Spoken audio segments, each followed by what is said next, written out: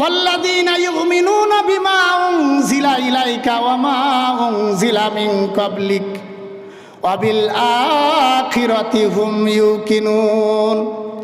বলে মুমিন হলো তারা যারা আপনার প্রতি যে কিতাব অবতীর্ণ হয়েছে এই কিতাবের প্রতি যারা ঈমান রাখে, এবং আপনার পূর্ববর্তী যে নবীদের প্রতি যে কিতাব অবতীর্ণ হয়েছিল এই কিতাবের প্রতি যারা ঈমান রাখে এরাই হলো মুমিন। সুবহানাল্লাহ।